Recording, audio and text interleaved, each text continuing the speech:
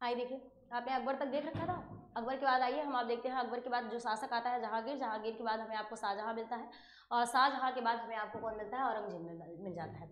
ये जो जहांगीर होता है, जहांगीर को ही सलीम कहा जाता है। कहा जाता है जिसे आप हरखा बाई कहते हैं। माना जाता है कि वास्तव में हरखा बाई जो होती है, हरखा बाई के गर्भ से जिसका जन्म होता है वो आपका जहांगीर होता है, जिसे सलीम नाम से जाना जाता है। ये जो सलीम होता है, आपसे पूछा था सलीम का टाइम पीरियड कब होता है। सलीम के टाइम पीरियड की बात करते हैं 1605 से लेकर 1627 का टाइम पीरियड आपको सलीम का मिलता है। जो सलीम होता है, चूंकि हमें आपको बिहार के संदर्भ में देखना है, तो कहा जाता है कि इसने बिहार में जब कहा जाता है कि वास्तव में यह सत्ता प्राप्त करता है, क्योंकि भारत में पूरे भारत में लगभग इन लोगों की सत्ता होगी, और ऐसी स्थिति में तब कहा जाता है, पार्टिकुलर बिहार के संदर्भ में हम आप बात करते हैं तो जहांगीर के काल में बिहार में उसने सूबेदार किसे नियुक्त किया था। तब हम आप देखते हैं कि वास्तव में बिहार में इसने जिसे सूबेदार नियुक्त किया था उसका नाम था बाज बहादुर। पूछा जाता है बाज बहादुर क्या और किस नाम से जाना जाता था। बाज बहादुर को लाल बेग के नाम से जाना जाता था। आपसे पूछा था कि वास्तव में इसने किस विद्रोह को दबाया था, कि वास्तव में कहा था खड़गपुर विद्रोह हुआ था, जो कहा था संग्राम सिंह ने यह विद्रोह किया था, उसी विद्रोह को कहा था बाज बहादुर ने दबाया था। ये बाज बहादुर क्या होता है, बिहार का कहा जाता है सूबेदार नियुक्त किया होता है। पूछा था इसे सूबेदार किसने नियुक्त किया, जहांगीर, यानी ये जहांगीर के काल में बिहार का सूबेदार नियुक्त था। आपसे पूछा जाता है कि वास्तव में किस विद्रोह को इसने दबाया था, तो आप संग्राम सिंह नाम देता है तब भी आप जानेंगे, खड़गपुर विद्रोह देता है तब भी देखेंगे। और कहा जाता है कि यही जो बाज बहादुर होता है, इसी बाज बहादुर ने उस विद्रोह को दबाने के उपरांत कहा जाता है जो दरभंगा नामक क्षेत्र होता है, उस दरभंगा में एक मस्जिद और एक नूर सराय का निर्माण करवाता है। आपसे पूछा था एक मस्जिद और एक नूर सराय किसने बसाए थे और किस विद्रोह के बाद बसाया, तो आप बताएंगे इसी विद्रोह को दबाने के पश्चात बाज बहादुर जो होता है एक मस्जिद और एक नूर सराय बसाता है। नेक्स्ट बात करते हैं, आपसे पूछा था कि वास्तव में इसको किसकी उपाधि दी गई थी। यही जो शाहजहां, सॉरी, जो आपका जहांगीर होता है, यही जहांगीर कहा जाता है कि जो बाज बहादुर होता है, इस बाज बहादुर को कुली खां की उपाधि देता है। आपसे पूछा था बाज बहादुर को कुली खां का उपाधि किसने दिया था, तो आप बताएंगे बाज बहादुर को कुली खां की उपाधि कहा जाता है जहांगीर देता है। नेक्स्ट बात करते हैं, कहा जाता है कि 1607 में आपको नेक्स्ट बात करता कहा जाता है कि वास्तव में उसके बाद कौन गवर्नर बनाया जाता है। बाद में हम आप देखते हैं कि इस्लाम खां जो होता है, इस्लाम खान को कहा जाता है बिहार का गवर्नर बना दिया जाता है। किसके बाद, बाज बहादुर के बाद। 1608 में हमें आपको देखने को मिला अफजल खां बिहार का सूबेदार बनता है। आप एक बात आइए नीचे देखिए, आपको केवल और केवल बिहार के सूबेदार मिलेंगे। आपसे सूबेदार बहुत पूछा गया है, तो आप देखेंगे चूंकि कहा जाता है पूरे भारत में, आप देखेंगे मुगलों की सत्ता पूरे भारत में है। अकबर के काल में ही कहा जाता है कि पूरे भारत पर किसी सत्ता हो जाती है, मुगलों की हो जाती है। दिल्ली में वो आगरा में बैठ कर कहा जाता है पूरा शासन करेगा, यानी कह सकते हैं उसकी अपनी राजधानी होती है। हमें आपको देखने को मिलता है वह शाहजहां हिंदुस्तान कहलाता है, पूरे भारत में शासन करेगा। इसका मतलब अभी इतने भारत से पूरी सत्ता खत्म नहीं हो जाएगी, अभी उसके बाद उसका पुत्र सलीम आता है, वो सत्ता को करता है। तब वास्तव में अलग अलग समयों पर बिहार में अलग अलग सूबेदार कौन सा नियुक्त किया, तब हमें आपको देखने को मिला बिहार में पहला सूबेदार 1605 में कौन होता है, बाज बहादुर। 1607 में हमें आपको जो मिलता है इस्लाम खान मिलता है।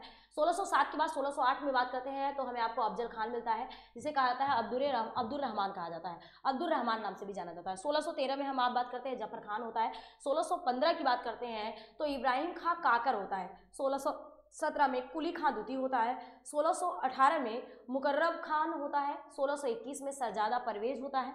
और नेक्स्ट कहा जाता है 1622 में खान ए दुर्रान होता है। 1626 में मिर्जा रुस्तम सफावी होता है। 1627 की बात करते हैं खान ए आलम होता है। 1628 की बात करते हैं सैफ खान होते हैं। ध्यान रखिएगा, यही जो सैफ खान होता है कहा जाता है, हमें आपको देखने को मिलता है कि वास्तव में एक नगर को बसाया था, तो वही उस यानी कह सकते हैं मकबरे को, वो उसी नाम से होता है। बात करते हैं कहा जाता है कि वास्तव में किसके काल में दो अस्पा और सिंह अस्पा प्रथा शुरू की गई थी। जहांगीर के काल में ही कहा जाता है यह प्रथा शुरू की जाती है। बहुत पूछा गया प्रश्न है, इसलिए ध्यान रखेंगे।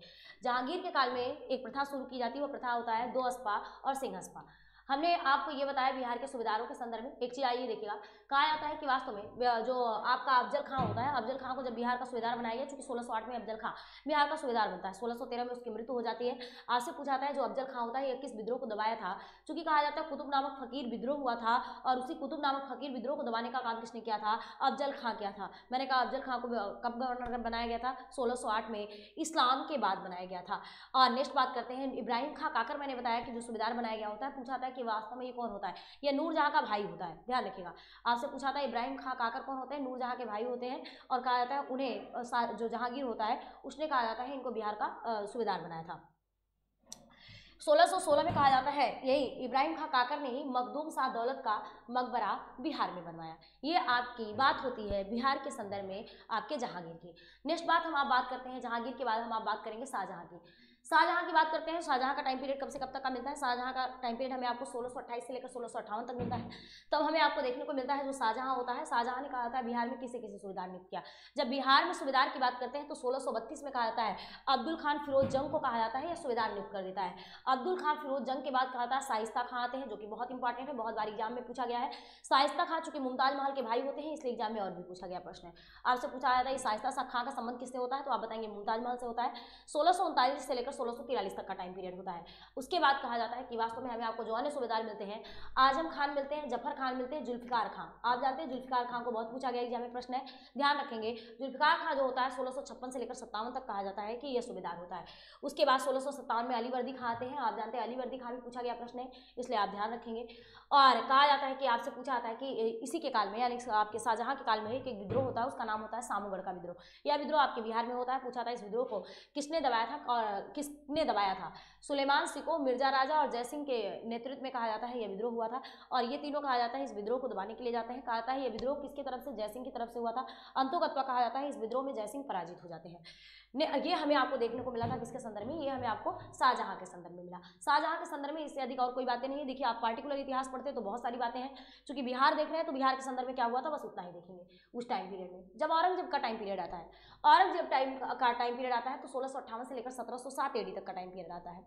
जब हम आप उसमें देखते हैं तो औरंगजेब के काल में कहा जाता है कि वास्तव में बिहार का सूबेदार किससे नियुक्त किया गया। औरंगजेब के काल में कहा जाता है जो प्रशासक नियुक्त किए जाते हैं सूबेदार आपका दाऊद खां कुरैशी नियुक्त किया जाता है। पूछा गया बहुत प्रश्न है कुरैशी का, क्योंकि पूरे इतिहास में संबंध है। 1659 से लेकर 1664 तक होता है। लश्कर खां की बात करते हैं 1665 में लश्कर खां बनाया जाता है।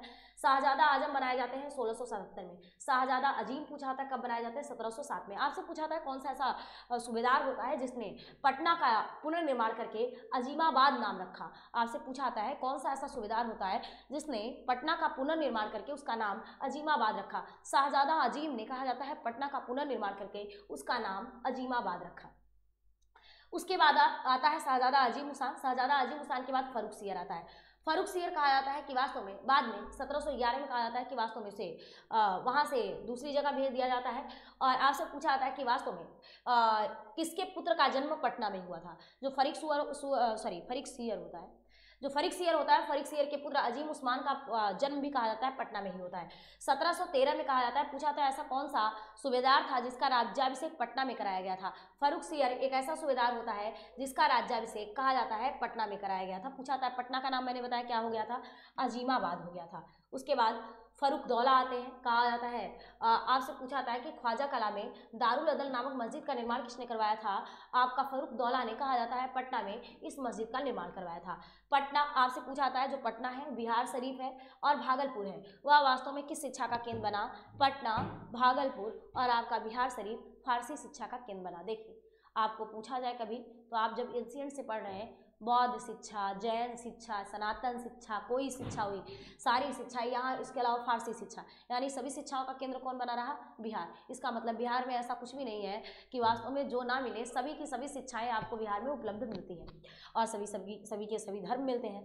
तो हमें आपको, क्योंकि लोगों का आवागमन बहुत रहा, तो ये हमने आपने देखा। आज आपका ये मेडुअल का टोटल पार्ट खत्म हो गया। हम आपको एक साथ सारी यानी कह सकते हैं कि जो मेडुअल में बिहार से संबंधित बाबर से लेकर आपका कह सकते हैं कि वास्तव में औरंगजेब तक जो जो बिहार में युद्ध हुआ, हम सारे युद्ध 2 मिनट 3 मिनट का होगा, वो आप वीडियो देख लीजिएगा। 2-3 मिनट का हम आपको सारा का सारा युद्ध दे देंगे, आपको किसी वीडियो में मिल जाएगा, आप उस वीडियो को देख लीजिएगा। आपके युद्ध से एक भी क्वेश्चन नहीं बचेंगे मुगल काल से। तो ये आपका मुगल काल टोटल खत्म हो गया।